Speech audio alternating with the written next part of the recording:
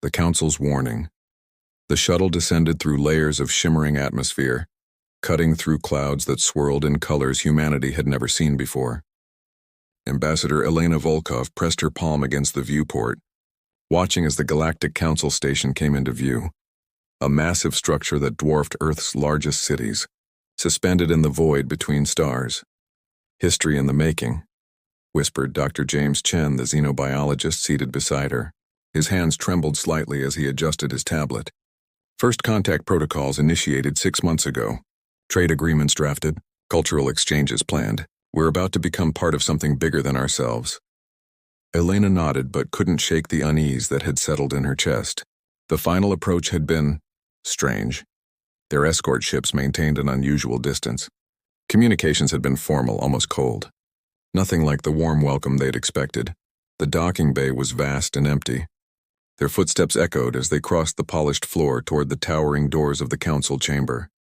Admiral Marcus Stone, head of Earth's defense initiative, walked slightly ahead, his military bearing rigid. Behind them, a small team of scientists and diplomats followed in nervous silence. The doors opened with a sound like distant thunder. The council chamber was breathtaking. Holographic star maps rotated overhead. Beings from dozens of species occupied tiered seating that rose into shadow. But as the human delegation entered, something unexpected happened. The nearest aliens physically retreated. Seats emptied. A wave of movement rippled through the assembly as species after species withdrew to the furthest edges of the chamber. "What the hell?" Stone muttered under his breath. At the center of the room, on an elevated platform, 3 figures waited. The council elders. Their forms were difficult to focus on. Partially corporeal, partially energy. The eldest, a being called Architect Ven, spoke first. Its voice resonated directly in their minds. "Humans of Earth, your persistence is notable. We acknowledge your technological achievement, your drive to reach the stars, your determination to join our union." The words felt heavy, weighted with something dark. "But there are protocols older than your species. Laws written in the blood of civilizations that learned too late." Elena stepped forward, her diplomatic training steadying her voice. "Elder Ven, we come in peace. We've prepared for this moment. We understand cultural integration takes time, but you misunderstand." Another elder interrupted, its form flickering like static. "This is not about integration. This is about survival. Ours, not yours." The chamber fell silent. Dr. Chen pulled up his tablet, frantically searching for context in their briefing materials. Nothing matched what was happening. This wasn't first contact protocol. This was something else entirely. "Your world," Ven continued, "is designated as Quarantine World 079, the oldest mark in our records. Placed there not centuries ago, but 2 billion of your years before your species even existed." Elena felt the floor shift beneath her feet. That's impossible. Who would? 27 exploration missions were sent to your world over the millennia." A third elder spoke, its voice like grinding stone. "Military expeditions, scientific surveys, archaeological teams. None returned, not one. The few automated probes that escaped transmitted recordings we do not share lightly." Admiral Stone's jaw clenched. "If Earth was so dangerous, why didn't you warn us? Why didn't you intervene when we developed spaceflight?" "Because intervention would require setting foot on your world," Ven said quietly. "And that is something no species has dared for 1 million years." The holographic display overhead shifted. An image of Earth appeared, rotating slowly. But it wasn't the blue marble humanity loved. It was overlaid with deep red zones, covering the oceans, the polar caps, massive underground caverns across every continent. "These are the marked territories," Ven explained. "Places where our people vanished, where sensors fail, where reality itself becomes unstable. Your ancestors called them sacred places, forbidden depths, territories where legends say the old gods sleep." Elena's mind raced. "You're saying there's something on Earth? Something that's been there longer than human civilization?" "Not something," Ven corrected. "Someone. The progenitors. The first ones. The species that seeded life across this galaxy before the current epoch. They built worlds. They created the pathways between stars, and when their time ended, they did not die. They retreated. They chose worlds to sleep beneath, to wait. And your world, little humans, was their most sacred resting place." Dr. Chen's tablet clattered to the floor. That's why you're afraid, not of us. Of them. Your species has lived on the surface, unaware of what sleeps in the depths, another elder said. You have drilled into their tombs, sailed above their cities, built your civilizations on the roof of their crypts, and somehow, miraculously, you have survived. But your expansion into the stars changes everything. How? Stone demanded. Because you carry their signature, Ven said. Every human we scan shows traces of progenitor encoding in your genetic structure. Not natural evolution. Design. They did not simply sleep beneath your world. They shaped you, perhaps as guardians, perhaps as inheritors, perhaps as something worse. The chamber seemed to contract. Elena felt dozens of alien eyes watching from the shadows, filled with fear. The galaxy's most ancient rule is this, Ven concluded. Never wake what sleeps on Earth. And yet, by coming here, by joining us, you risk doing exactly that. You risk drawing their attention. And if the progenitors wake, Ambassador Volkov, civilizations do not fall, galaxies go silent. Elena stood frozen. Humanity's dream of joining the stars suddenly transformed into a nightmare, billions of years in the making. Secrets beneath the surface. The return journey to Earth felt like descending into a tomb. Elena sat alone in the observation deck, staring at the blue planet growing larger in the viewport. 48 hours ago it had been home, a cradle of humanity, a world of hope and progress. Now it looked like a prison, or worse, a carefully maintained cage for something ancient and unknowable. You should eat something, Dr. Chen said, appearing beside her with 2 ration packs. She waved him off. How can I eat when we just learned our entire species might be some kind of, what, genetic experiment? Guard dogs for sleeping gods? We don't know that's true, Chen replied, though his voice lacked conviction. The council could be mistaken. Ancient records get corrupted. Stories become legends, legends become myths. 27 missions, James, none returned. Elena turned to face him. That's not mythology. That's a pattern. The shuttle touched down at Geneva headquarters just after midnight. The emergency session had already begun. World leaders filled the secure chamber, their faces projected on screens from capitals across the globe. The room buzzed with tension and disbelief. Admiral Stone presented the council's data first. Maps of Earth appeared, those red zones pulsing like wounds. The Mariana Trench, Lake Vostok beneath Antarctica's ice, the Kola superdeep borehole, massive cave systems under the Yucatan Peninsula, underwater structures off the coast of Japan. Every location marked by the council corresponds to known anomalies in our own classified records, Stone said grimly. Places where submarines have vanished, where drilling operations encountered impossible resistance, where sonar returns readings that make no physical sense. The British Prime Minister leaned forward. Surely we've explored these areas. We have bases in Antarctica, research stations in the deep ocean.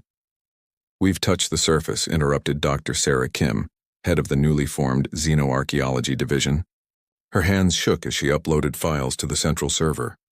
But we've never gone deep enough. Or perhaps we did, and those missions were classified above our clearance levels. She pulled up a document marked with layers of redaction. I spent the last 36 hours breaking through old military archives. Look at this. Project Deep Eye 1967. The Soviet Union dropped sensor arrays into the Kola borehole, 12 kilometers deep. The deepest humans have ever drilled. Grainy footage appeared on screen, scientists in a concrete bunker crowded around equipment, then screaming. The feed cut to static. Official report says equipment malfunction, Kim continued. But I found the original audio files. 3 minutes before the feed died, their instruments detected something. Movement. Massive, deliberate movement rising toward them from below. The project was terminated immediately. The borehole was sealed. The room fell silent. That's one incident, someone protested. It doesn't mean. There are hundreds, Kim interrupted. Look, 1997 bloop. A sound detected by NOAA hydrophones in the Pacific, louder than any known biological source. Analysis suggested something enormous, far larger than blue whales. The official explanation was icequakes, but the audio signature matched vocalization patterns. Something was calling from the deep. She played the recording, a low, resonating sound that made Elena's bones ache. It sounded old, impossibly old, and somehow aware. The 1968 disappearance of the Soviet submarine K-129, the 2009 Air France Flight 447, the missing Malaysia Airlines Flight 370. Kim's voice grew urgent. all vanished over deep ocean zones marked by the Council. No wreckage recovered or wreckage that showed signs of compression, as if crushed by pressure from the outside in, not from depth. Dr. Chen stood abruptly. I've been analyzing historical records, myths, ancient texts. Every major civilization has stories about beings that came before. The Anunnaki and Sumerian texts, the Greek titans imprisoned beneath the earth, Hindu texts speaking of Nagas dwelling in underground palaces, Norse mythology sleeping Jotnar, Aboriginal dreamtime stories of the old ones beneath the land. He projected images, petroglyphs from caves worldwide. Despite being separated by continents and millennia, they showed remarkably similar figures. Massive geometric beings with too many limbs surrounded by smaller humanoid shapes. What if these weren't myths? Chen asked quietly. What if every culture independently recorded the same truth? That something vast and ancient sleeps below and our ancestors knew to leave it undisturbed? Admiral Stone activated a classified military feed. 4 hours ago, I ordered a satellite sweep of the marked zones using our most advanced sensors. Look at this, the images were disturbing. Thermal readings showed massive geometric patterns beneath the ocean floor. Structures too regular to be natural formations, too vast to be human-made, and in several locations faint energy signatures. Dormant but present, they're still there, Elena whispered. The progenitors. The Council wasn't exaggerating. A new voice cut through the chamber. No, Ambassador. If anything, they understated the threat. Everyone turned. A woman stood in the doorway, elderly but with eyes that burned with sharp intelligence. She wore the insignia of the International Deep Sea Research Initiative. Dr. Victoria Cross, Stone said with surprise. You're supposed to be in the Arctic. I was retrieved by your people 12 hours ago, Cross interrupted, walking to the front of the room. Because of what my team discovered beneath Lake Vostok. She inserted a drive into the system.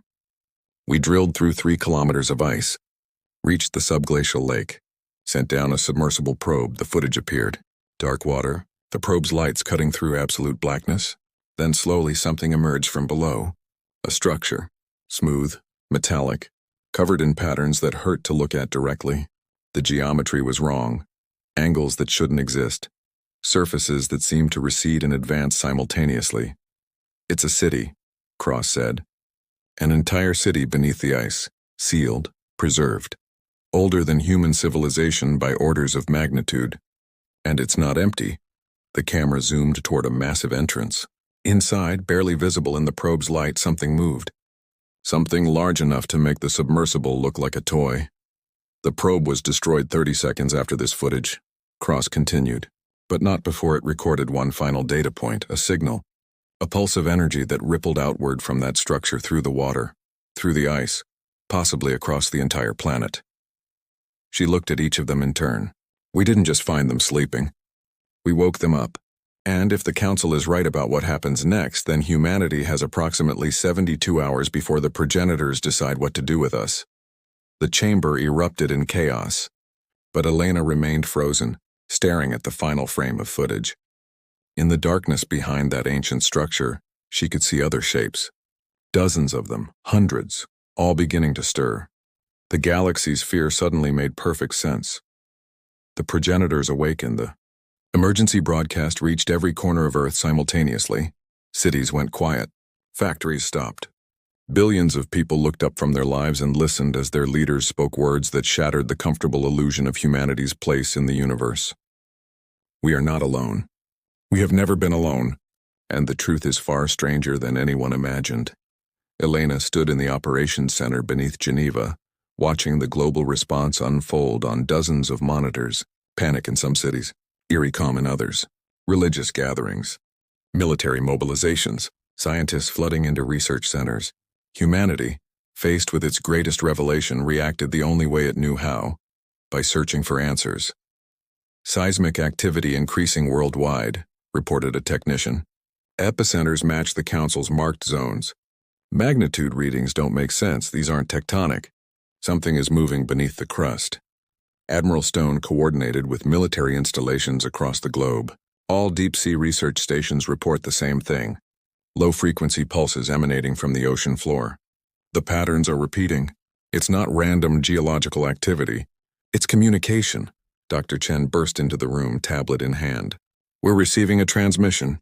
Origin point, Lake Vostok, Antarctica. It's not human. The room fell silent. Elena felt her heartbeat in her throat. Play it.